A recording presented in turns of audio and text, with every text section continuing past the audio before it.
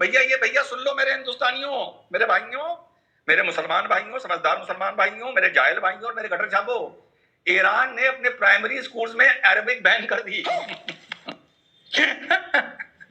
Arabic ban कर दी और English ban कर दी, और ये कह के बैन करी कि ये ईरान के ओरिजिनल कल्चर और ओरिजिनल लैंग्वेज यानी पर्शियन लैंग्वेज को डिस्टर्ब कर रही है, उसे पल्यूट कर रही है, उसे अडल्टरेट कर रही है, उसे खंडित कर रही है, उसे खराब कर रही है। मेरे हिंदुस्तान में रहने वाले सारे अरबी भाइयों, जिनके सारे बाप दादा वहीं से ऊंट पर बैठ के आए थे, भाई ये तुम लोग के लिए तो बहुत ही बड़ी अफसोस की खबर है यार। मैं आप लोगों को इसका अपना अफसोस जाहिर करना चाहता हूं कि इस अरब के बगल में जो ईरान है वो कह रहा है कि हमारा अरबी से कोई मतलब नहीं, बच्चों को सेकेंडरी स्कूल में पढ़ाई जाएगी, 4th क्लास तक नहीं पढ़ाई जाएगी अरबी, 4th क्लास से सिर्फ पर्शियन पढ़ाई जाएगी। ईरान का जो बड़ा दम भर रहा है उससे कुछ सीखो। अब बच्चा जब तक 10 साल का ना हो जाए उसको संस्कृत पढ़ाना शुरू कर दो, जैसे ईरान पर्शियन पढ़ा रहा है। ये बड़ी अच्छी बात। सभी देशवासियों और विश्ववासियों को मेरा प्यार भरा नमस्ते। जो काम ईरान ने किया, क्या वो काम हम भी कर सकते हैं दोस्तों?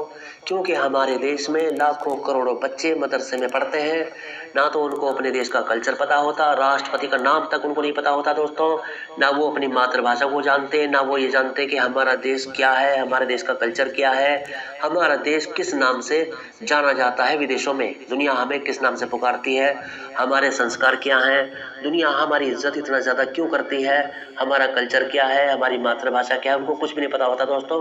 उनको सिर्फ ये पता होता है कि अरबी सब कुछ है, हमारे मोहम्मद साहब हमारे नबी हैं, अल्लाह जो है वो भी हमारा अल्लाह है, बाकी कुछ नहीं है दुनिया में। उनको कुछ भी नहीं पता होता दोस्तों। और ना वो बेचारे डॉक्टर बनते, ना वो इंजीनियर बनते, ना वो साइंटिस्ट बनते, जिससे हमारा देश बहुत पीछे जाता है दोस्तों, क्योंकि उनकी नाकामी हमारे देश को बहुत पीछे ले जाती है। इसलिए दोस्तों मेरा अपील है गवर्नमेंट से कि गवर्नमेंट जो है इस पर ध्यान दे और एक कानून हमारे यहाँ भी ऐसा आए कि बच्चे हमारे देश के कल्चर को पहचाने, अपनी मातृभाषा को पहचाने दोस्तों। यहाँ पर जो अरबी पढ़ाई जाती है, अरबी सिखाई जाती है, अरबी को कितने लोग जानते हैं, कितने % लोग अरबी समझते हैं दोस्तों?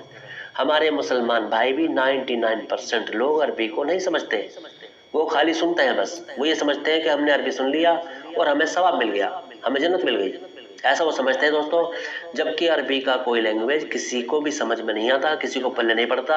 अजान में क्या कहा जा रहा है, नमाज में क्या कहा जा रहा है, आयतों में क्या कहा जा रहा है। कोई कहता है कि ये कुरान में हमें गालियाँ बक रहे हैं, कोई कहता है कि ये दुआएं दे रहे हैं, कोई कहता है कि अपने अल्लाह को याद कर रहे हैं। सबकी अलग अलग सोच हो जाती है, क्योंकि किसी के भी समझ में अरबी नहीं आता है दोस्तों।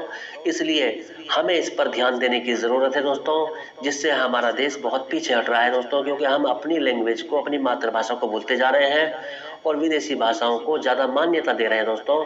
इंग्लिश की बात ऐसी है दोस्तों, क्योंकि इंग्लिश पढ़ के हम डॉक्टर बनते हैं, इंजीनियर बनते हैं, और आप जानते हो एक डॉक्टर कितने लोगों की जान बचाता है। वो हमारे अपने फायदे के लिए, हमारे लिए बहुत ज़रूरी है डॉक्टर बनना, हमारे लिए बहुत ज़रूरी है साइंटिस्ट बनना, हमारे लिए बहुत ज़रूरी है इंजीनियर बनना।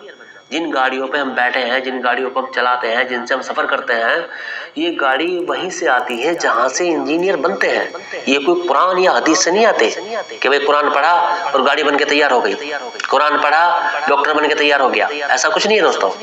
कुरान डॉक्टर नहीं बनाती, कुरान बनाती है मुल्ला, मुल्ला मौलाना बनाती है कुरान, जिससे इंसान चंदा लेने के लिए तैयार होता है। वो खाली चंदा लेता है, यानी कि वो दूसरे लोगों की कमाई खाता है दोस्तों। इस तरीके का ये हमारे देश में एक दीन बना हुआ है जो अरबिक कल्चर है, हमारा भारतीय कल्चर नहीं है। इसलिए दोस्तों जितने लोग भी मेरी इस बात से सहमत हों, वो मेरे वीडियो को ज़्यादा से ज़्यादा शेयर करें, लाइक करें, कमेंट करें और सब्सक्राइब ज़रूर कर लें। जय हिंद, जय भारत, वंदे मातरम।